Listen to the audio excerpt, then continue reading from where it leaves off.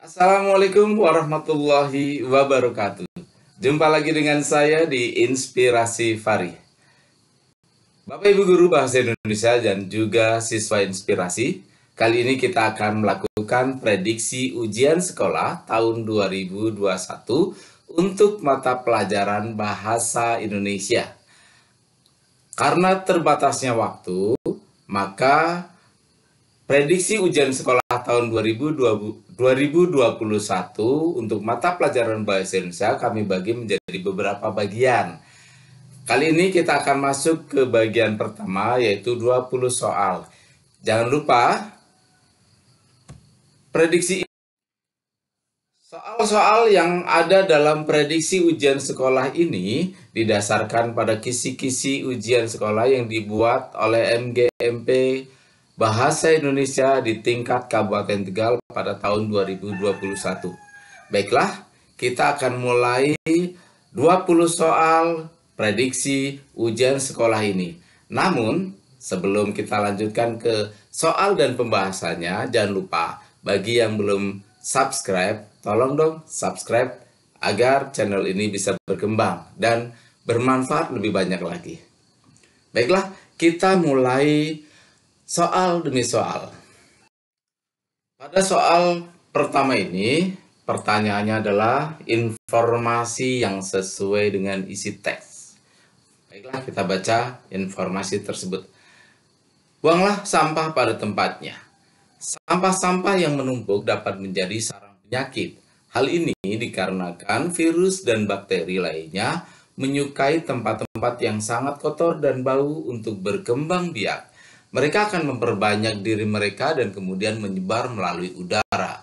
Virus dan bakteri inilah yang nantinya akan terhirup oleh manusia sehingga kita bisa terjangkit beberapa penyakit seperti disentri, demam, dan lain-lain.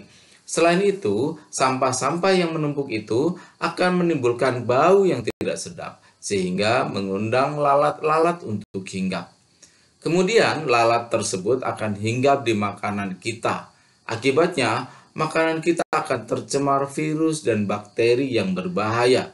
Apabila kita mengonsumsinya, maka kita akan terkena penyakit seperti disentri, diare, gangguan pencernaan, dan masih banyak lagi. Oleh karena itu, buanglah sampah pada tempatnya agar tidak menjadi sarang bagi virus dan bakteri. Informasi yang sesuai adalah A. Sampah yang menumpuk dapat menjadi tempat berkembang biaknya virus dan bakteri. B. Virus dan bakteri berkembang biak dengan bantuan bau busuk yang dikeluarkan sampah. C. Virus, bakteri, dan lalat merupakan binatang yang dihasilkan dari pembusukan sampah. D. Makanan yang dibuang di sampah dapat menimbulkan penyakit seperti diare dan disentri jika dimakan. Informasi yang sesuai berarti kita harus melihat isi teks dan informasi itu baik secara tersurat maupun tersirat memang begitulah adanya atau sesuai dengan informasi teks tersebut. Kalau kita menganalisis teks dengan judul buanglah sampah pada tempatnya ini, maka ada jawaban yang sesuai dengan isi teks tersebut. Jawabannya adalah A. Sampah yang menumpuk dapat menjadi tempat berkembang biaknya virus dan bakteri. Hal ini dapat dibuktikan pada kalimat pertama, yaitu sampah-sampah yang menumpuk dapat menjadi sarang penyakit. Hal ini dikarenakan virus dan bakteri lainnya menyukai tempat-tempat yang sangat kotor dan bau untuk berkembang biak.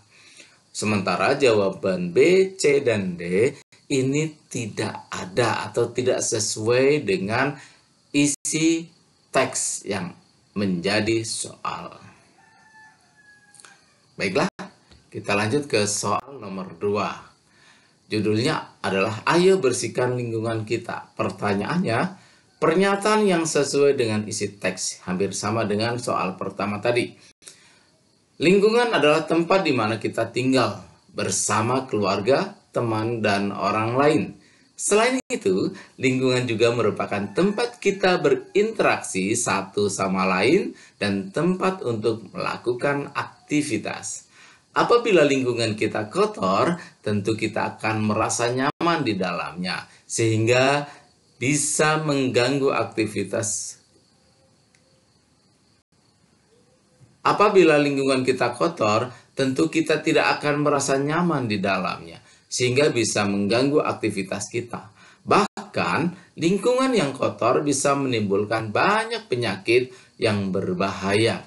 Namun sebaliknya, jika lingkungan kita bersih, maka kita akan merasa nyaman di dalamnya, sehingga kita menjadi betah dan melancarkan semua aktivitas. Selain itu, lingkungan yang bersih adalah lingkungan yang sehat dan juga indah dipandang mata. Oleh karena itu, ayo kita bersihkan lingkungan kita sehingga menjadi lingkungan yang sehat dan nyaman. Pernyataan yang sesuai dengan isi teks adalah A. Lingkungan adalah hal-hal yang di sekitar kita, baik berupa makhluk hidup maupun makhluk tak hidup. B. Lingkungan yang kotor disebabkan ulah manusia yang tidak disiplin membuang sampah. C. Lingkungan yang bersih dapat melancarkan aktivitas harian manusia yang tinggal di dalamnya. D. Menjaga kebersihan lingkungan merupakan tanggung jawab seluruh warga masyarakat. Untuk menjawab pernyataan yang sesuai dengan isi teks adalah kita harus melihat kesesuaian pernyataan-pernyataan yang ada dalam pilihan jawaban A, B, C maupun D itu dengan isi teks. Apakah itu ada dalam isi teks atau sesuai dengan isi teks atau tidak? Jika pernyataannya benar tetapi tidak sesuai atau tidak terdapat dalam teks, maka bukan itu pilihannya. Saat kita menganalisis isi teks dengan judul "Ayo Bersihkan Lingkungan Kita", maka kita akan lihat pernyataan yang paling sesuai dengan isi teks adalah C. Lingkungan yang bersih dapat melancarkan aktivitas harian manusia yang tinggal di dalamnya. Hal ini dibuktikan dengan kalimat yang terdapat pada paragraf kedua, yaitu jika lingkungan kita bersih, maka kita akan merasa nyaman di dalamnya sehingga kita menjadi betah dan melancarkan semua aktivitas. Pilihan jawaban A dan D benar secara pernyataan, tetapi tidak terdapat pada teks yang ada. Kita lanjutkan pada nomor 3. Masih dengan teks yang sama, tema. Lah, kita tadi sudah membaca teks tersebut. Apa sih sebenarnya yang diceritakan dalam teks berjudul "Ayo Bersihkan Lingkungan Kita"? Tema adalah ide keseluruhan sebuah teks. Kalau kita lihat judulnya, "Ayo Bersihkan Lingkungan Kita", maka terkait dengan membersihkan lingkungan atau menjaga lingkungan. Maka jawaban yang paling tepat adalah menjaga lingkungan atau menjaga kebersihan lingkungan. Maka jawabannya adalah A. Kita lanjut ke soal nomor 4. Belakangan ini, gempa bumi menjadi buah bibir di kalangan masyarakat Indonesia. Sepanjang sejarah umat manusia, gempa selalu saja menimbulkan kerugian baik material maupun korban jiwa.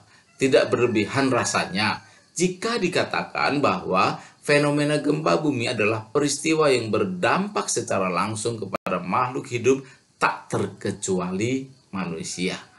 Hal tersebut menjadikan gempa bumi sebagai salah satu bencana alam yang ditakuti oleh setiap orang. Dilihat dari penyebabnya, gempa bumi dapat dibedakan menjadi gempa vulkanik dan gempa tektonik. Gempa vulkanik terjadi jika getaran bumi tersebut terjadi karena aktivitas gunung berapi. Gempa tektonik terjadi jika terjadi pergerakan dan pergeseran lempeng bumi. Kedua penyebab gempa tersebut dapat menimbulkan gempa dari mulai gempa tremor sampai pada gempa berkekuatan besar di atas 6 skala Richter. Gagasan utama paragraf pertama kutipan teks di atas adalah paragraf pertama. Kita lihat gagasan utama adalah inti dari sebuah paragraf. Kalau kita melihat ini pada paragraf pertama, inti pembicaraan yang disampaikan pada paragraf pertama adalah tentang gempa bumi, ya, tentang gempa bumi. Dari kalimat pertama sampai terakhir ini menjelaskan tentang gempa bumi, ya. Maka dari itu jawabannya adalah gempa bumi, gagasan utamanya. Kita lanjut ke soal nomor 4. Nomor 5, maaf.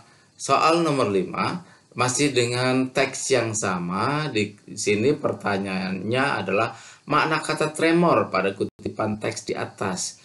Kalimatnya adalah kedua penyebab gempa tersebut dapat menimbulkan gempa dari mulai gempa tremor sampai pada gempa berkekuatan besar di atas 6 skala Richter. Kalau kita lihat secara kalimat di sini mulai dari gempa tremor sampai pada gempa berkekuatan besar di atas 6 skala Richter. Kalau kita berpikir secara logika, maka ada pembanding yaitu gempa tremor dan gempa besar berkekuatan di atas 6 skala Richter yang dapat menghancurkan.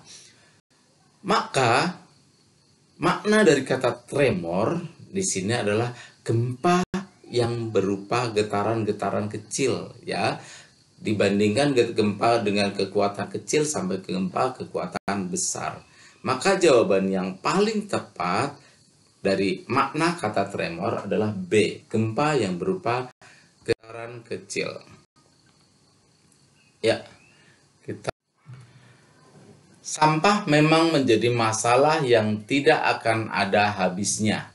Hal ini dikarenakan sampah terus dihasilkan setiap saat. Lalu, bagaimanakah cara mengatasinya? Cara mengatasinya adalah dengan memanfaatkan sampah-sampah tersebut dengan sistem 3R, yaitu reuse, reduce, and recycle. Reuse adalah pemanfaatan atau menggunakan kembali sampah-sampah yang masih bisa digunakan untuk fungsi yang sama ataupun fungsi lainnya. Reduce adalah mengurangi segala sesuatu yang dapat mengakibatkan sampah. Sedangkan recycle adalah mengolah kembali atau daur ulang sampah menjadi barang-barang yang lebih bermanfaat. Apabila kita telah melakukan 3R ini, maka jumlah sampah akan berkurang.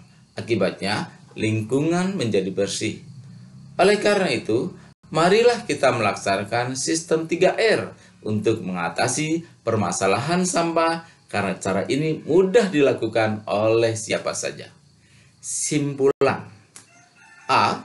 Mengolah sampah yang baik jika telah melalui tahap 3R. B. Sistem 3R merupakan sistem terbaik dalam pengelolaan sampah.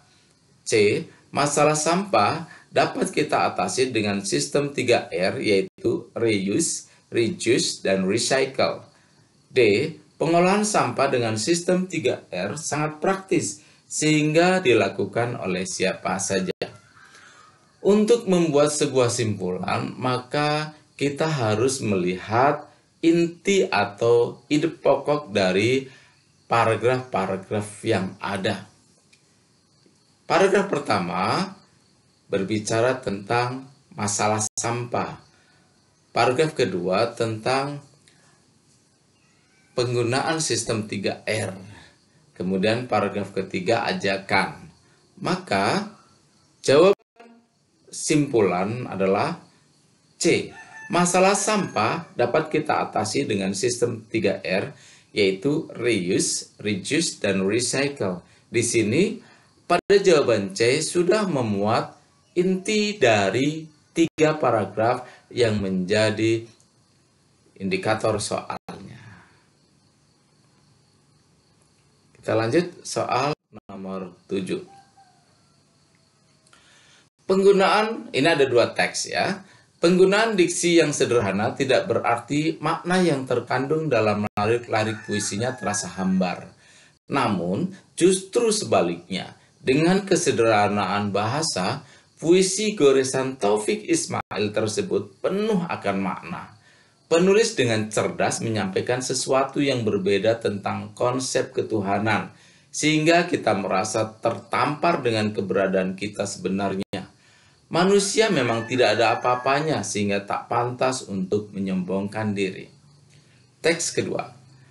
Novel Laskar Pelangi, karya Andrea Hirata ini disusun dengan bahasa yang sederhana tetapi terasa dalam dan menyentuh.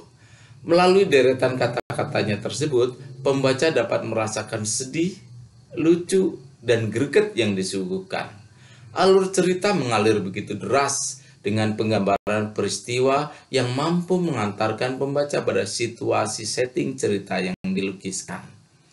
Pertanyaannya adalah persamaan isi kedua teks di atas, yaitu A. Penggunaan bahasa yang sederhana dari karya sastra, B. Sastrawan besar dengan karyanya yang fenomenal, C. Teks 1 menanggapi puisi, teks 2 menanggapi novel, D. Sama-sama menggambarkan karya sastra dari seorang pujangga. Kalau kita lihat pertanyaan, di situ adalah persamaan isi.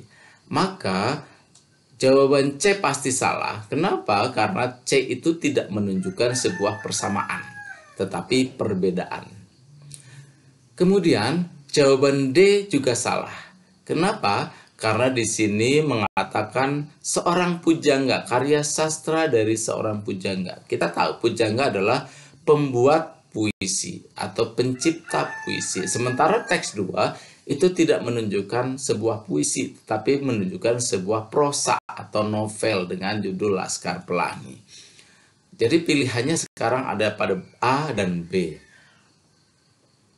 Kalau kita lihat isinya, kita lihat isi, maka jawabannya adalah A, karena sama-sama mengungkapkan kesamaan, yaitu penggunaan bahasa yang sederhana dari karya sastra. Karya sastra yang pertama berbentuk puisi, karya sastra yang kedua berbentuk novel. Ya, kita lanjut soal nomor 8. Semakin besar isi kandungan tar dan nikotin dalam sebatang rokok, maka semakin besar dampak negatif yang diterima oleh tubuh kita. Dampak negatif bagi perokok aktif dan pasif diantaranya adalah penyakit jantung, kanker, serta impoten. Selain itu, gangguan kehamilan dan janin merupakan dampak negatif bagi wanita yang menjadi perokok aktif. Kutipan teks di atas merupakan bagian struktur teks yang disebut A. Pengenalan isu, B. Rangkaian argumen, C. Pernyataan ajakan, D. Penegasan kembali.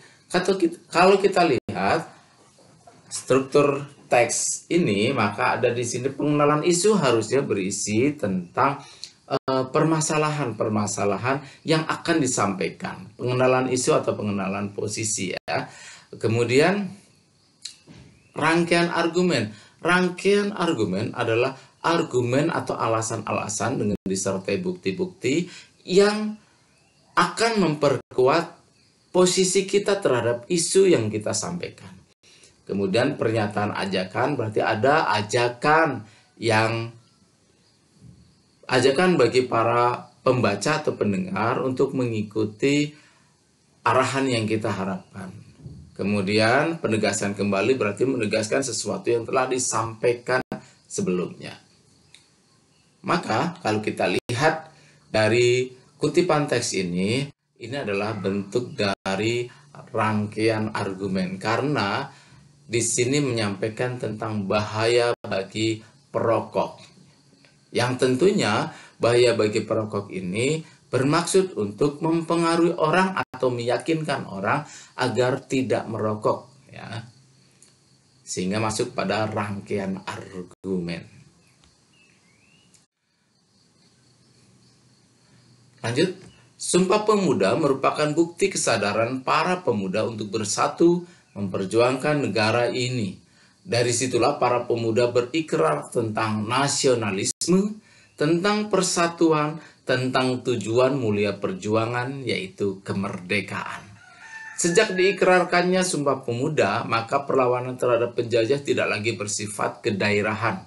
Para pahlawan saling bahu-membahu berjuang demi satu kata, merdeka. Kalimat yang mengandung repetisi. Di kalimat A, 1, B, 2, C, 3, atau D, 4. Apa itu repetisi? Untuk bisa menjawab ini, kita harus tahu terlebih dahulu repetisi. Repetisi adalah sebuah majas yang berisi tentang pengulangan kata-kata yang terdapat pada satu deretan kata. Kalau kita lihat, di sini yang mengandung repetisi adalah kalimat kedua, yaitu dari situlah para pemuda berikrar tentang nasionalisme, tentang persatuan, tentang tujuan mulia perjuangan, yaitu kemerdekaan. Di sini ada kata yang diulang, yaitu penggunaan kata tentang. Maka jawabannya adalah B, kalimat kedua. Masih dengan teks yang sama, pertanyaannya adalah isi kutipan pidato di atas. Isinya apa? Menyampaikan ini, isinya apa? Bercerita tentang apa? A. Mengajak para pemuda untuk bersatu. B. Menginformasikan tentang pengaruh Sumpah Pemuda. C. Menggambarkan tentang proses terjadinya Sumpah Pemuda. Atau D. Menjelaskan tentang perjuangan para pahlawan mengusir penjajah. Kalau kita lihat pada bagian A, mengajak para pemuda untuk bersatu, maka ini adalah tujuannya, ya, tujuannya, bukan isi kutipannya. Karena tujuannya adalah mengajak para pemuda untuk bersatu. Kalau B, menginformasikan tentang pengaruh Sumpah Pemuda. Ya, di sini kelihatan menyampaikan tentang pengaruh Sumpah Pemuda. Di sini pengaruhnya disampaikan pada kalimat ketiga. Sejak diikrarkannya Sumpah Pemuda, maka perlawanan terhadap penjajah tidak lagi bersifat kedaerahan. Kemudian kalimat kedua juga merupakan pengaruh dari Sumpah Pemuda. Dari situlah para pemuda berikrar tentang nasionalisme, tentang persatuan, dan tentang tujuan mulia perjuangan yaitu kemerdekaan. Ini pengaruhnya. Bahwa oh iya, Sumpah Pemuda akan menciptakan seperti itu. Kemudian bagian C menggambarkan tentang proses terjadinya, ini jelas tidak menyampaikan tentang proses. Pada bagian D menjelaskan tentang perjuangan para pahlawan mengusir penjajah, ini juga tidak bercerita tentang perjuangan para pahlawan untuk mengusir penjajah. Jadi jawabannya adalah B. Kita lanjut ke nomor soal selanjutnya, yaitu nomor 11. Pertanyaannya, kalimat pembuka yang tepat untuk melengkapi kutipan pidato di atas. Baiklah, akan saya bacakan terlebih dahulu kutipan pidato tersebut. Hadirin sekalian, dengan teknologi, kita dapat berkomunikasi dengan kerabat atau keluarga kita di tempat yang jauh dengan menggunakan telepon genggam. Kita juga dapat mempermudah hal dalam urusan rumah tangga, seperti mencuci baju dengan mesin cuci ataupun memasak nasi dengan penanak nasi listrik atau biasa disebut rice cooker. Bahkan internet pun sudah sangat akrab dengan kehidupan sehari-hari kita. Biasanya dimanfaatkan untuk mencari informasi atau menghilangkan penat, seperti dengan bermain permainan yang disediakan internet. Kalimat pembukanya adalah A. Teknologi seperti buah simalakama. Di samping manfaat yang ada, kita juga banyak menuai keburukan dari kemajuan teknologi. B. Sebenarnya banyak sekali manfaat yang dapat kita ambil dari kemajuan teknologi yang ada sekarang ini. C. Pemanfaatan teknologi pada generasi muda perlu mendapatkan pendampingan dari orang tua agar mereka tidak salah menggunakannya. B. Baik dan buruknya kemajuan teknologi bergantung pada siapa yang menggunakan hasil kemajuan teknologi tersebut. Kalau kita berbicara tentang kalimat pembuka, di situ ada titik-titik yang mengawali, maka kita harus tahu terlebih dahulu apa sih sebenarnya yang akan dibahas dalam bagian pidato tersebut. Kalau kita cermati, bagian itu berbicara tentang manfaat dari kemajuan teknologi, baik dalam bidang komunikasi, kemudian dalam kehidupan rumah tangga, dan juga dalam informasi melalui internet. Maka kalau kita melihat itu, maka jawaban yang paling tepat adalah B. Sebenarnya banyak sekali manfaat yang dapat kita ambil dari kemajuan teknologi yang sekarang ini. Kemudian ini disambungkan dengan manfaat-manfaat yang disampaikan dalam pidato. Lanjut ke soal nomor 12. Hari ini dagangan Pak Yanto tersisa setengah lebih. Pasar begitu sepi. Bu, maaf, uang belanja hari ini kurang banyak. Dagangan Bapak tidak habis, ucap Pak Yanto pada istrinya.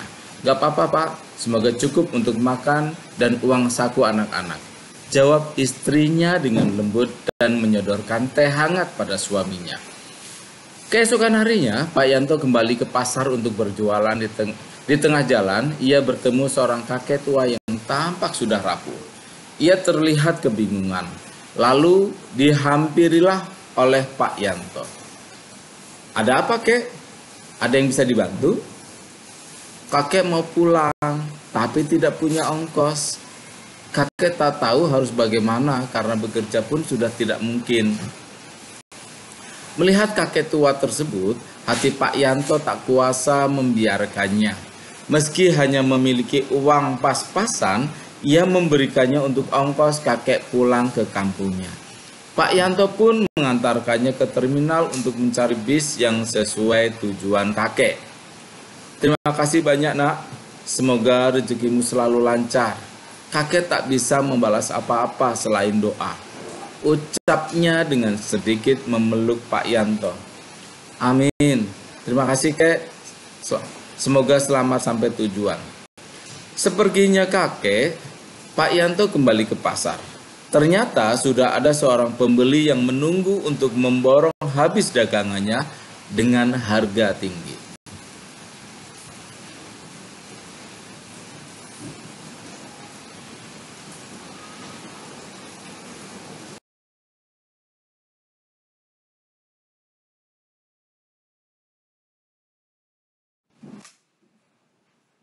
Untuk soal nomor 12, pertanyaannya adalah latar kutipan cerita di atas adalah A. Pagi di sebuah pasar dalam suasana sepi. B. Pagi di sebuah pasar dalam suasana sedih. C. Siang di sebuah jalan dalam suasana gembira. Dan siang di rumah Pak Yanto dalam suasana sedih.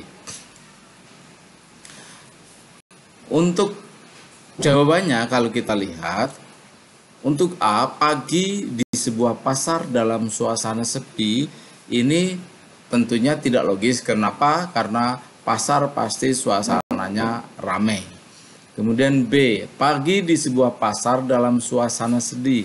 Pagi di sebuah pasar dalam suasana sedih ini tidak sesuai dengan teks, karena yang menunjukkan pagi di pasar suasananya adalah gembira. Kenapa? Karena dagangan Pak Yanto diborong dengan harga tinggi. Kemudian C, siang di sebuah jalan dalam suasana gembira. Siang di sebuah jalan itu sudah benar, tetapi suasana gembira. Setting ini terjadi saat Pak Yanto mau berangkat ke pasar, kemudian bertemu dengan seseorang, ya, seorang kakek. Tentunya bukan siang. Bukan pula suasananya gembira, tetapi setting yang benar hanya ada di jalan. Kemudian siang di rumah Pak Yanto dalam suasana sedih, yaitu saat Pak Yanto pulang dari pasar pasti siang, kemudian di rumah Pak Yanto karena ada istrinya, kemudian suasananya sedih karena dagangannya tidak laku, sehingga jawabannya adalah D. Kemudian nomor 13, ringkasan isi cerita. Untuk membuat ringkasan, maka kita harus tahu terlebih dahulu inti dari cerita-cerita yang akan diringkas. Kalau kita lihat cerita tentang Pak Yanto, paling tidak ada 3 inti yang ada, yaitu yang pertama, Pak Yanto pulang pada suatu siang dengan sedih karena dagangannya tidak laku. Kemudian yang kedua adalah esok harinya Pak Yanto menolong seseorang kakek, ya, menolong seorang kakek saat dia akan berangkat ke pasar. Dan inti yang ketiga adalah ternyata di pasar dagangan Pak Yanto sudah ditunggu orang karena akan diborong dengan harga yang tinggi. Jawaban yang paling tepat dari pilihan A, B, C, dan D adalah C. Kita baca. Pak Yanto kembali berdagang setelah kemarin dagangannya tidak laku.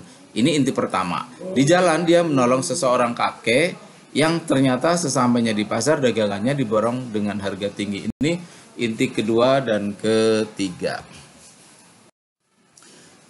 Lanjut nomor 14. Dilihat dari isinya, kutipan teks di atas merupakan bagian struktur teks narasi yang disebut. Kalau kita lihat dari awal, Pak Yanto pulang dengan keadaan sedih karena dagangannya tidak laku, itu adalah sebuah masalah. Maka kemungkinan terbesar adalah bagian komplikasi atau mengungkapkan konflik atau masalah. Yang tentunya konflik ini akan dilanjutkan dengan konflik-konflik yang lain.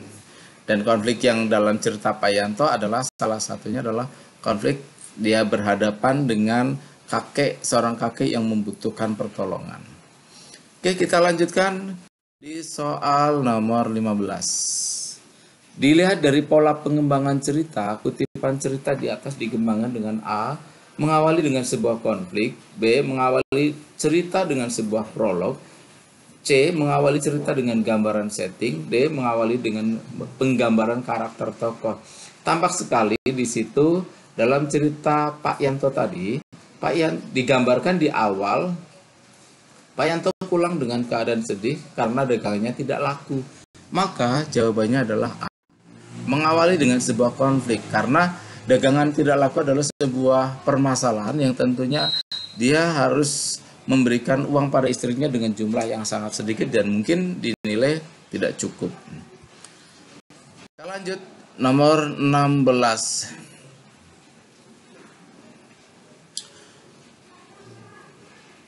Lalu lintas di kotaku sangat padat. Pada jam-jam kantor, kendaraan yang lewat bukan main banyaknya. Ada bis, mobil pribadi, sepeda motor, sepeda, bahkan becak lalu lalang ke sana kemari. Aku hanya termangu melihat keadaan itu. Dengan jeli aku mengamati kendaraan yang lewat satu persatu.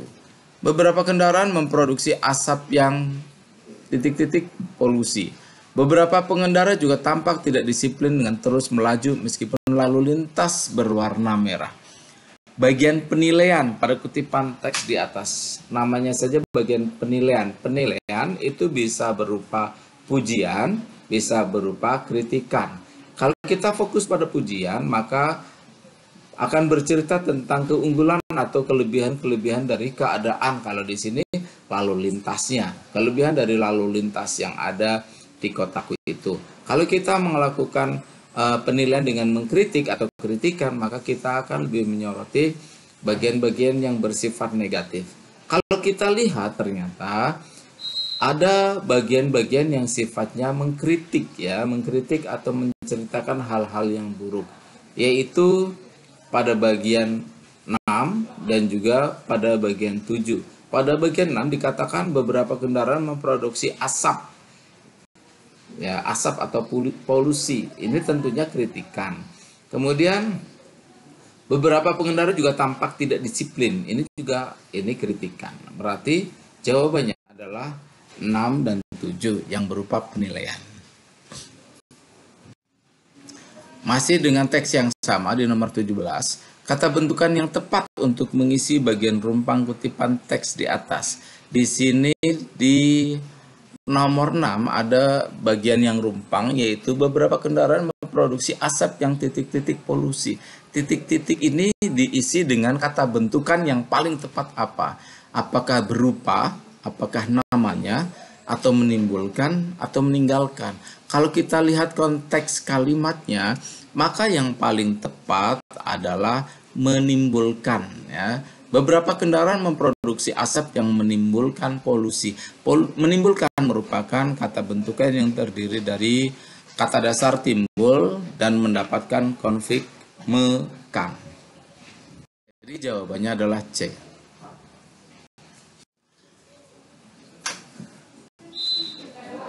Banjir kembali merendam pemukiman warga Kecamatan Keramat, Kabupaten Tegal pada Sabtu 22 Februari.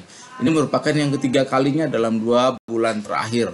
Banjir akibat hujan yang berlangsung dalam 3 hari ini membuat debit air sungai melebihi kapasitasnya. Besarnya volume air tersebut menjadikan banjir dan merendam 300-an rumah di Desa Pacul dan Desa Dinuk. Guyuran hujan deras selama 3 hari membuat aktivitas warga terganggu.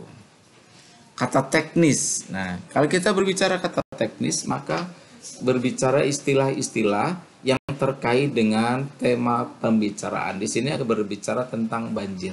Yang terkait dengan banjir. Apakah banjir merendam debit pada bagian A atau B, guyuran, kapasitas, dinuk, atau C, debit, kapasitas, volume, dan D, volume, aktivitas, dan genangan. Kalau kita lihat A, maka yang merupakan kata teknis hanya ada di debit. Sementara pada bagian B, yang termasuk kata teknis adalah kapasitas. Dinuk bukan kata teknis karena itu nama sebuah desa. Kemudian pada bagian C, debit, kapasitas, volume, semua adalah kata teknis. Sementara pada bagian D, volume dan aktivitas adalah yang kata teknis, sementara genangan bukan.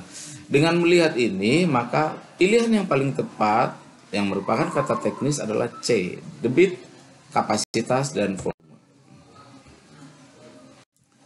Lanjut ke soal nomor 19. Di sini cara membuat KTP. Menyiapkan berkas seperti akte kelahiran dan kartu keluarga. Kemudian titik-titik mengisi formulir permohonan dan meminta tanda tangan RT RW dan kepala desa. Kemudian titik-titik lagi. Kemudian KTP akan didapat dalam waktu tertentu yang ditentukan oleh petugas. Kalau kita lihat untuk mengisi bagian rumpang yang pertama di sini ada di kalimat pertamanya menyiapkan berkas. Di kalimat ketiganya mengisi formulir, maka sebelumnya kalimat kedua maka harus meminta formulir terlebih dahulu. Bagaimana kita mau mengisi kalau kita belum mendapatkan formulir, ya kan? Kemudian setelah mengisi formulir, apa yang akan dilakukan? Yaitu datang ke kantor catatan sipil untuk pembuatan KTP. Di sini mengisi formulir, kemudian meminta tanda tangan RT RW dan kepala desa, kemudian ke kantor catatan sipil untuk pembuatan KTP. Nanti setelah proses KTP akan didapat dalam waktu tertentu yang ditentukan oleh petugas. Maka jawaban yang paling tepat adalah jawaban yang paling tepat dari pertanyaan nomor 19 adalah C. Ya. Kita lanjut ke soal SMP Nusantara mengadakan kampanye anti merokok. Peserta kampanye itu adalah siswa, ketua komite sekolah, kepala sekolah, guru, dan karyawan. Juru kampanye adalah Ketua Ikatan Dokter Indonesia Kabupaten setempat. Rangka isi pidato yang tepat sesuai ilustrasi di atas. Nah, ini karena tujuannya adalah anti merokok, ya, mengajak anti merokok, kemudian dihadiri oleh siswa, ketua komite sekolah, kepala sekolah, guru, dan karyawan. Tentunya ini berada di sekolah. Maka manakah yang bagian-bagian yang akan disampaikan dalam pidato tersebut? Bagian yang perlu disampaikan yang pertama adalah tentang fenomena meningkatnya jumlah perokok, baik dari peserta didik ataupun dari orang dewasa. Yang kedua, kita harus menyampaikan tentang kandungan rokok, baik tar, nikotin, ataupun yang lain yang bersifat toksik atau racun. Kemudian karena kampanyenya adalah anti merokok, maka sampaikan bahaya merokok bagi kesehatan, baik kesehatan remaja maupun kesehatan orang-orang dewasa. Kemudian karena ini pidato adalah pidato persuasif, maka sampaikan pula ajakan untuk berhenti merokok sehingga sesuai dengan tujuan dari kampanye. Maka jawaban yang paling tepat adalah A. Kenapa bukan B? Karena kalau pada bagian B, bagian sumbangsi pabrik rokok itu tidak penting dengan kegiatan kampanye anti merokok. Sementara C, bagian yang tidak penting atau yang tidak sesuai dengan kegiatan kampanye anti merokok adalah plus minus rokok bagi negara. Kemudian pada bagian D, yang tidak penting adalah peran orang tua dalam mencegah kegiatan merokok. Kenapa? Di sini tidak dihadiri oleh orang tua. Ya, tidak dihadiri oleh orang tua sehingga tidak perlu menyampaikan peran orang tua. Kalau toh kita akan menyampaikan peran, maka bukan peran orang tua tetapi peran guru. Karena dihadiri oleh guru atau peran orang-orang dewasa di sekitarnya. Peran sekolah mungkin yang akan lebih tepat. Oke, itu saja jawabannya. Jawabannya adalah A. Demikian uji kompetensi. Demikian prediksi ujian sekolah mata pelajaran Bahasa Indonesia tahun 2021 yang didasarkan pada kisi-kisi ujian sekolah yang dibuat oleh MGMP Bahasa Indonesia Kabupaten Tegal, Provinsi Jawa Tengah. Semoga bisa dipahami penjelasan ini dan sukses untuk semua. Bantu kami untuk berkembang dengan cara subscribe dan berbagi pengetahuan untuk yang lain. Terima kasih. Assalamualaikum warahmatullahi wabarakatuh. Jumpa lagi dalam bagian yang kedua. Assalamualaikum warahmatullahi wabarakatuh.